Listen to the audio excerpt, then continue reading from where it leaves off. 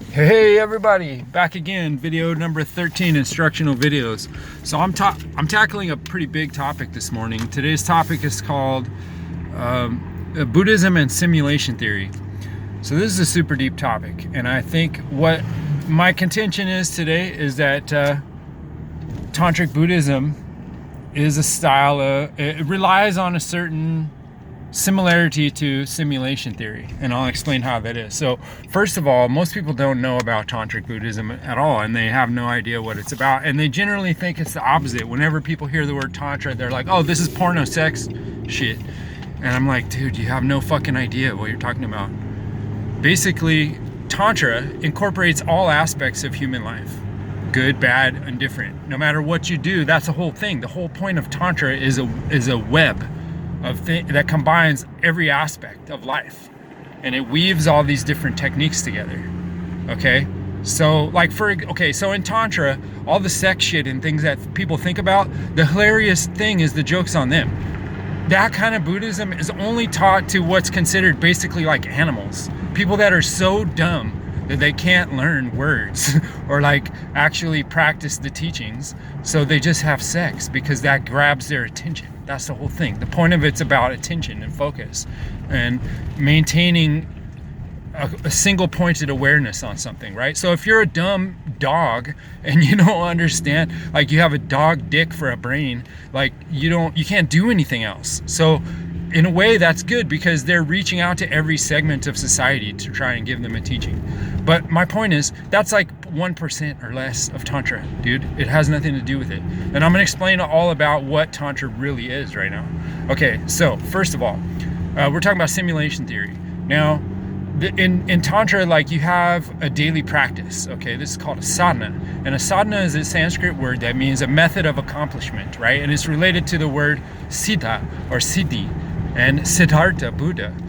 It means an accomplishment, right? All those words relate to an accomplishment. And a sadhana is the method of achieving the accomplishment, right?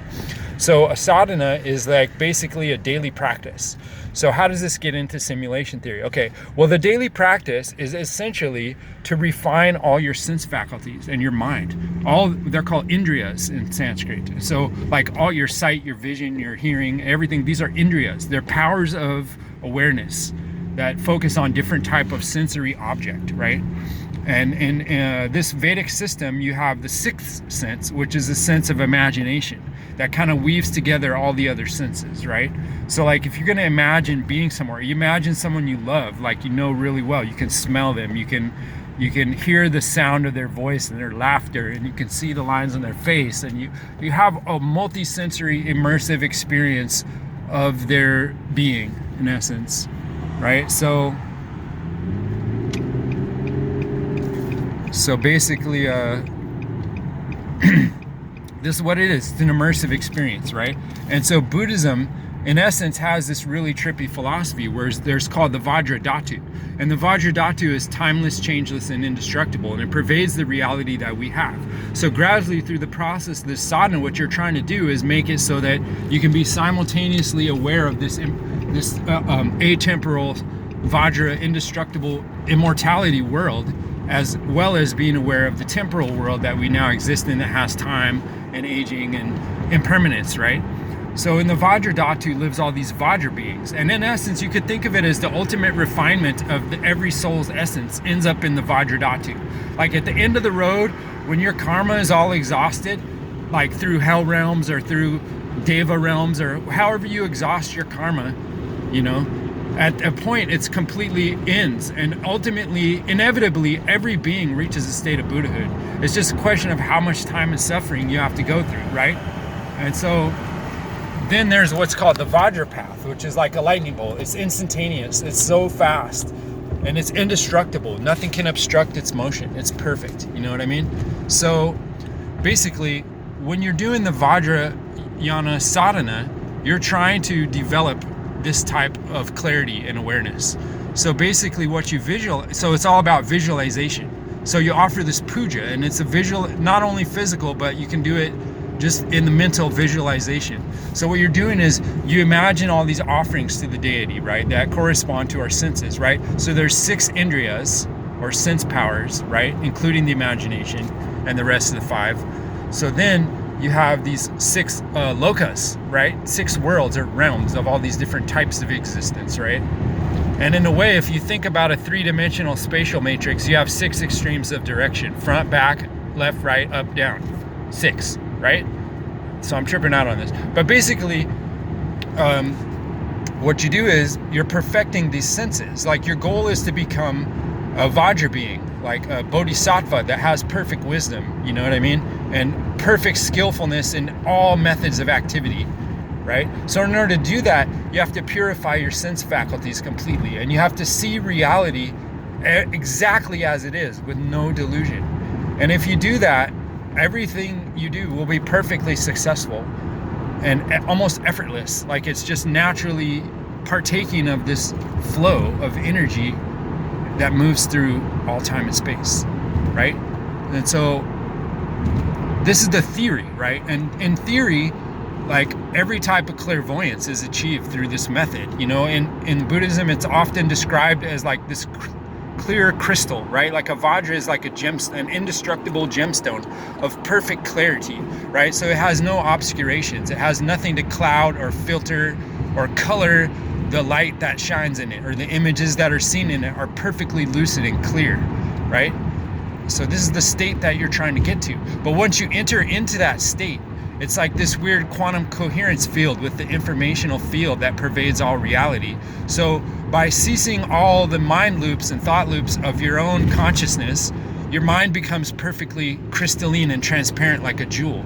And every piece of information and knowledge throughout all time just appears in it effortlessly because it's perfectly clear. You see what I mean? There's no obscuration within it, right? So what's the method to accomplish this, right? So the method is you visualize, first of all, you visualize a perfect world and a perfect being within that world. So in this system, all these what are they called? Yidams, right? Yidams or Ishta Devatas, which is like your chosen deity. It's like kind of a vision of the perfected version of yourself. So as I've been referring to in these videos, in Buddhism, there's something called interdependency or codependent arising. It's called praticca samutpada, which means that everything comes into being based on cause and conditions, and potentially will cease based on cause and conditions, right? Okay, so just like that same thing applies to these perfected beings, right? And so they have to have a space in which to exist, and this is what's called the mandala, right? So it's their Buddhaverse that they create through the perfect clarity of their mind, right?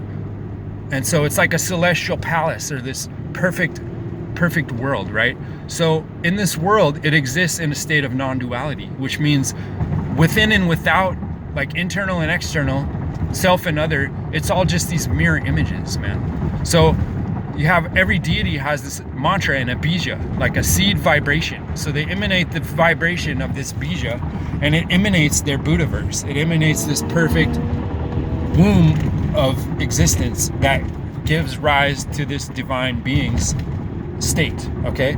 And so you chant this mantra, and so this is getting into the science of vibrations, right? Thoughts are vibrations. All our senses come from vibrations, right? Like our eyes perceive light, which is electromagnetic vibration.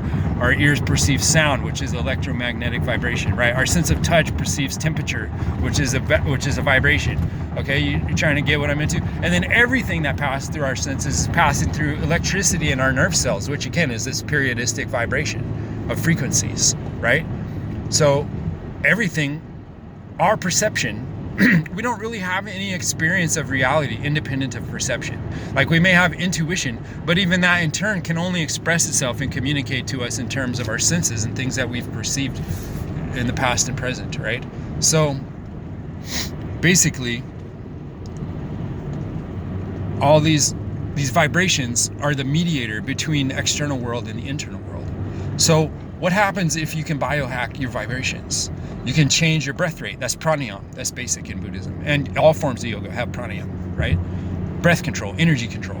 controlling the flow and the frequency of your breath and your heart rate. Super primary, anybody can do that, anybody. So the more you practice, okay, eventually you do that really well. And now you get into where you can actually control your brain states. Like you can speed up and slow down your brain waves. And you create shamatha, which is called this tranquil abiding, right? So if you imagine your brain waves as like a liquid, like waves on the ocean or in a pool, right? Those waves determine the activity of your brain. So through shamatha, you're like stilling those waves. Well, guess what? Here's what I was saying about quantum coherence. When the vibration reaches a point of stillness or very, very low vibration, that's that state of crystalline clarity that I'm talking about, where you're basically just tapping in to this background. They call it alaya vijnana in Buddhist theory. And it's basically like the ultimate substrate of mind. Like in physics, they have this concept of like the rest state, the minimum energetic state, where everything can exist without any input or expenditure of energy.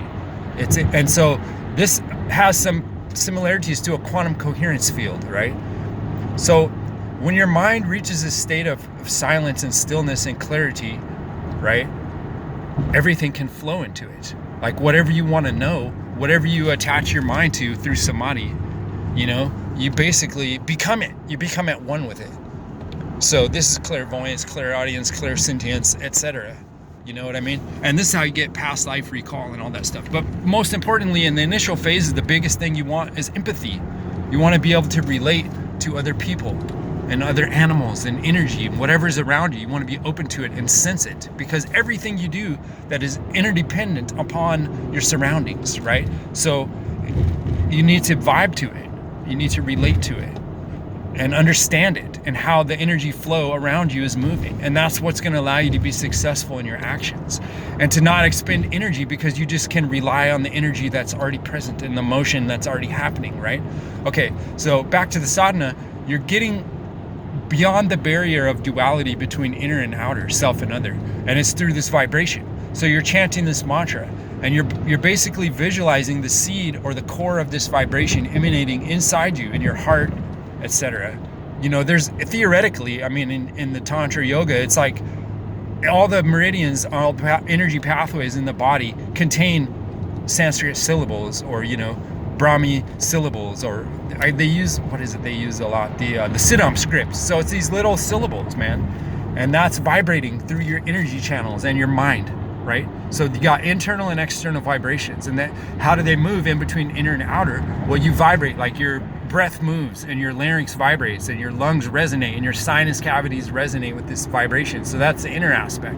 But then it emits out into the world through speech, actions of speech. And that, like I said before, it's not just literal speech. It's all our coded communications through body language, through creating music and art, through our vibe, through our stance and our posture and our hand gestures. And all this thing is a form of speech, right? We're emanating a vibrational communication out into reality. And so what you get, what you give, basically. So it's like, if you're putting out positivity, you attract positivity. Okay? So this is super important, and this is something that I really want to get to, because I think our society right now is in a very diluted, like dark state of desire. Like our desires are very dark. We desire everything self-destructive because we're mirroring what's in our culture: sex and violence and greed. Okay, that's it. There's nothing else beautiful in our culture whatsoever. It's all sex, violence, and greed. Because that's the vibrational substrate that sustains our society, right? So what I'm saying is, to people, okay, Instagram, perfect example. Everyone's out there trying to project images of themselves, of their happiness or whatever. And so, okay, it's kind of lowest common denominator, as media has always been. Popular media is created to bring the culture down. Simple, okay? But it's always been this lowest common denominator. And now what we see is men and women going out trying to attract, right? They're trying to attract friends or whatever. And some people are better at it than others because their state's in a higher consciousness. But the vast majority of people are trying to attract the worst in humanity. Like women are trying to look slutty, and all they show is their body and all these different clothes and like all these different poses and like a million fucking selfies, dude.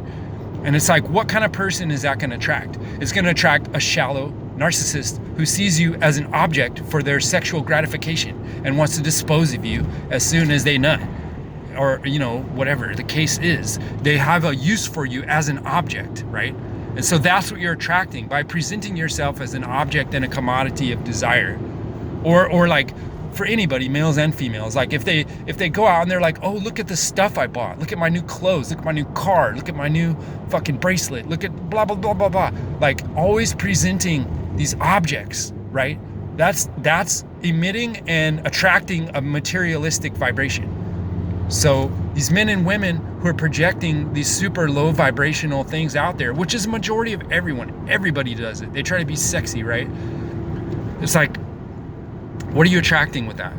Okay, what would happen if you go out and write a poem or compose a symphony or fucking paint a painting? Like, who are you gonna attract with that?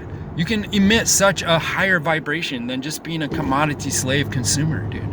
And you can attract a much better person. You can attract someone much more intelligent who's looking for a person to manifest skill and wisdom and not just be a sex object. You know what I'm saying? Think about it, man. You get what you give. And so that's the message of the sadhana, and that's the message of Tantra. If your mind is like a pure fucking gem and it's crystal clear and good, that's what you get. That's what you attract. That's what you magnetize with your mental energy and your outer patterns, right? If you're low vibration, you attract people of low vibe. And you're in this echo chamber, basically, where you're like repeating and bounding around, and you can never evolve, and you can never bring anything new into your circle.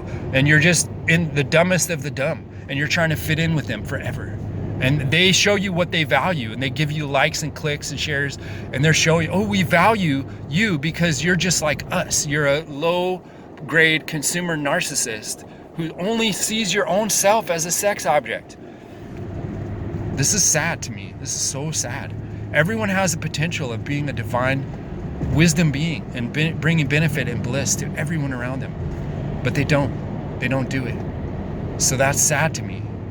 So everyone, make your life a daily practice to uplift and to emit what you want to attract, and try to improve yourself and all your skills and all your faculties and your intelligence and your skillful behavior.